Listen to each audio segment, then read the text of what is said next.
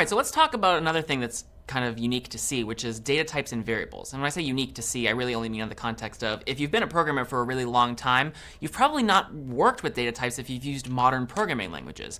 Modern languages like PHP and JavaScript, which we'll also see a little later on in the course, you don't actually have to specify the data type of a variable when you use it. You just declare it and start using it. If it's an integer, it knows it's an integer. If it's a character, it knows it's a character. If it's a word, it knows it's a string, so-called. But in C, which is an older language, we need to specify the data type of every variable that we create the first time that we use that variable. So C comes with some built-in data types, and let's get familiar with some of those. And then afterwards, we'll also talk a little bit about some of the data types that we've written for you, so you can use them in CS50. The first is int. The int data type is used for variables that will store integer values, so 1, 2, 3, negative 1, 2, 3, and so on. Integers, which is something you should keep in mind for the quiz, always take up 4 bytes of memory, which is 32 bits. There are 8 bits in a byte. So this means that the range of values that an integer can store is limited by what can fit within 32 bits worth of information. Now, as it turns out, it was long ago decided that we would split up that range of 32 bits into negative integers and positive integers, each getting half of the range. So the range of values that we can represent with an integer range from negative 2 to the 31st power to 2 to the 31st power minus 1, because we also need a spot for 0. So basically, half of the possible values that you can fit in an int are negative, and half are positive. And roughly here, this is about negative 2 billion to about positive 2 billion, give or take a couple hundred million. So that's what you can fit in an integer variable. Now, we also have something called an unsigned integer. Now, unsigned ints are not a separate type of variable. Rather, unsigned is what's called a qualifier. It modifies the data type of integer slightly. And in this case, what unsigned means, and you can also use unsigned other data types, the integer is not the only one. What it effectively does is doubles the positive range of values that an integer can take on at the expense of no longer allowing you to take on negative values. So if you have numbers that you know will get higher than 2 billion, but less than 4 billion, for example, which is 2 to the 32nd power, you might want to use an unsigned int if you know your value will never be negative. You'll occasionally have use for unsigned variables in CS50, which is why I mention it here. But again, the range of values that you can represent with an unsigned integer, as opposed to a regular integer, are 0 to 2 to the 32nd power minus 1, or approximately 0 to 4 billion. So you've effectively doubled the positive range that you can fit, but you've given up all of the negative values. Now, as an aside, unsigned is not the only qualifier that we might see for variable data types. There are also things called short and long and const. Const we'll see a little bit later in the course. Short and long we probably won't. But just know that there are other qualifiers. Unsigned isn't the only one, but it's the only one we're going to talk about right now. So, all right, so we've covered integers. What's next? Chars. So chars are used for variables that will store single characters. Char is short for character, and sometimes you might hear people pronounce it as car.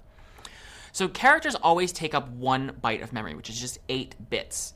So this means that they can only fit values in the range of negative 2 to the 7th power, or negative 128, to 2 to the 7th power minus 1, or 127. Thanks to ASCII, it was long ago decided a way to map those positive numbers from 0 to 127 to various characters that all exist on our keyboard.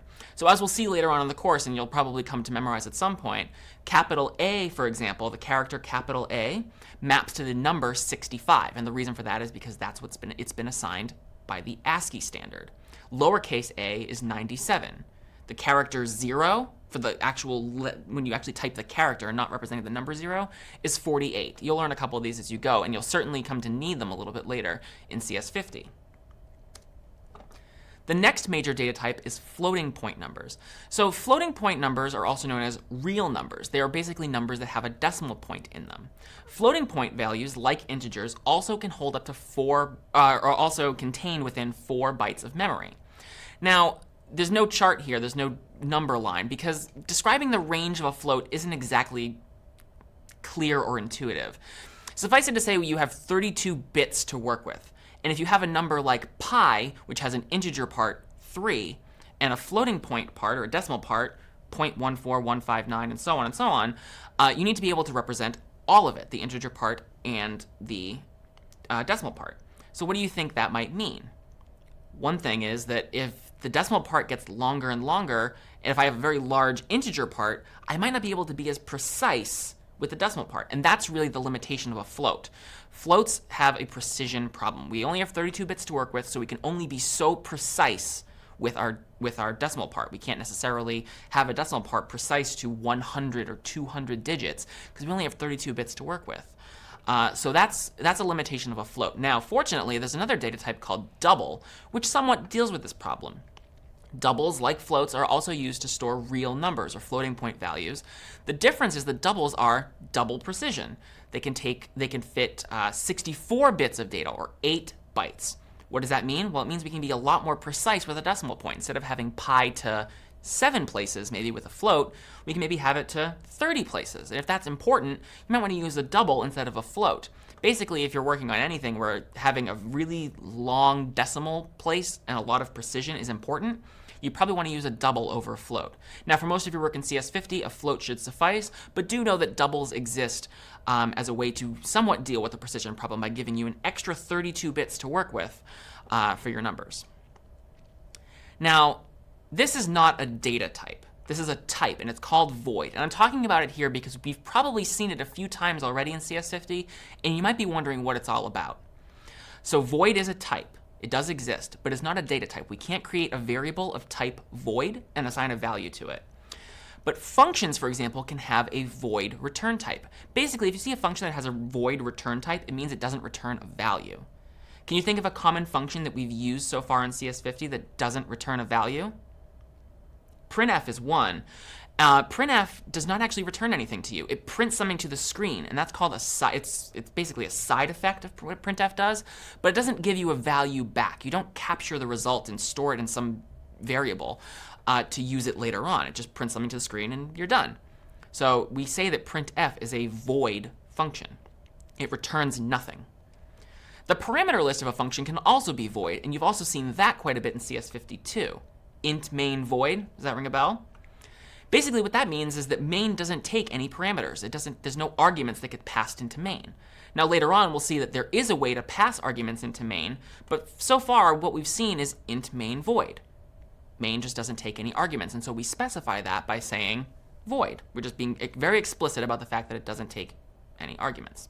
So for now, suffice it to say that void basically should just serve as a placeholder for you as thinking about it as nothing. It's not really doing anything. There's no return value here. There's no parameters here. It's void.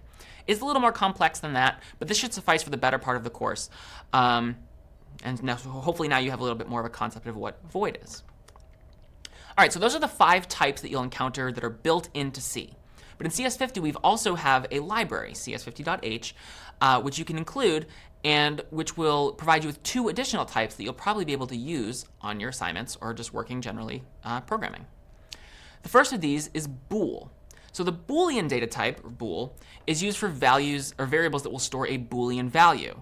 If you've ever heard this term before, you might know that a Boolean value is capable of only holding 2 distinct values, true and false. Now this seems pretty fundamental, right? It's kind of a surprise that this doesn't exist in C as it's built in, and in many modern languages, of course, Booleans are a standard default data type, but in C, they're actually not. But we've created it for you. So if you ever need to create a variable whose type is bool, just be sure to pound include cs50.h at the beginning of your program, and you'll be able to create variables of the bool type.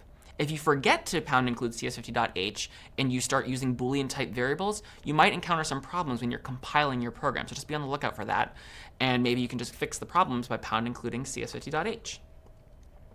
The other major data type that we provide for you in the CS50 library is string. So what is a string? Strings are really just words. They're collections of characters. They're words, they're sentences, they're paragraphs. It might be whole books even. Very short to very long series of characters. If you need to use strings, for example, to store a word, just be sure to pound include cs50.h at the beginning of your program so you can use the string type, and then you can create variables whose data type is string.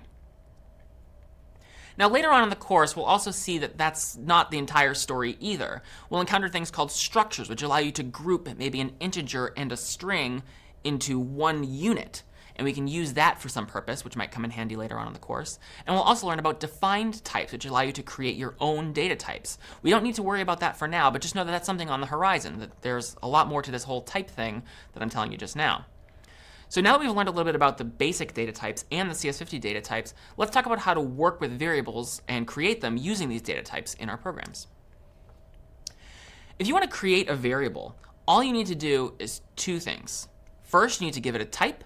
The second thing you need to do is give it a name. Once you've done that and slapped a semicolon at the end of that line, you've created a variable. So here's two examples.